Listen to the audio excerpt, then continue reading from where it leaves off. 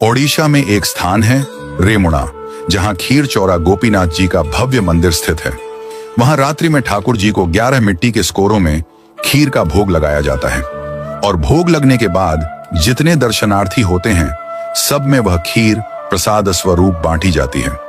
एक दिन की बात है, श्री माधवदास जी वृंदावन के महान संत जगन्नाथपुरी जा रहे थे। रास्ते में रुककर रेमुणा पहुंचे। उन्होंने सुना कि यहाँ गोपीनाथ जी को खीर का भोग लगता है, तो रुक गए, शायद कुछ प्रसाद मिल जाए। रात्रि में ठाकुर जी को शयन का समय हुआ। 11 स्कोरों में खीर चढ़ाई गई। भोग लगने के पश्चात प्रसाद वितरण हुआ।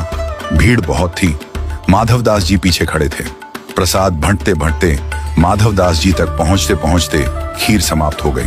पुजारी ने हाथ जोड़ लिए, बोले, भक्तवर, खीर समाप्त हो गई। माधवदास जी 3 दिन से उपवास में थे, परंतु फिर भी न किसी से बोले, न कुछ मांगा। मन ही मन बोले, हे जगन्नाथ, आप तो जगत के अन्नदाता कहलाते हैं, पर आज आपके द्वार पर आकर भी अन्न नहीं मिला। वे एक वृक्ष के नीचे जाकर बैठ गए, भूखे प्यासे पर मौन शांत भक्त वत्सल भगवान के भरोसे। रात्रि में ठाकुर गोपीनाथ जी ने पुजारी को स्वप्न दिया, उठो, एक खीर का सकोरा मैंने बचा कर रखा है, जाओ उसे लेकर माधवदास को दो, वे भूखे हैं। पुजारी चौंक गए, बोले, प्रभु, मैंने तो 11 स्कोरे ही चढ़ाए थे और सब बांट दिए थे।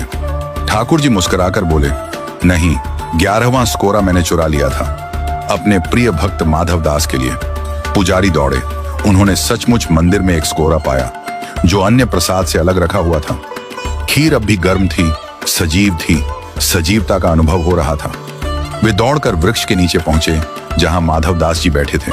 बोले, भक्तवर, प्रभु का प्रसाद पाओ। माधवदास जी बोले, अब इतनी आधी रात को खीर कहां से आ गई? क्या आप दोबारा बना लाए हैं? पुजारी भाव विह्वल होकर बोले, नहीं, प्रभु गोपीनाथ जी ने आपके लिए स्वयं चुरा ली थी खीर, आप भूखे ना रहें, इसीलिए। यह सुनते ही माधवदास जी प्रेम में झूम उठे।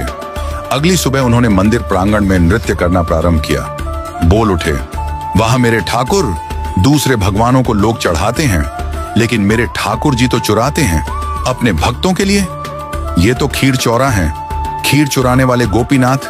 और तभी से गोपीनाथ जी का नाम हो गया, खीर चौरा गोपीनाथ। आज भी रेमुणा में रात को ठाकुर जी को खीर का भोग लगता है और उनकी वह प्रेममयी लीला सजीव रूप में याद की जाती है।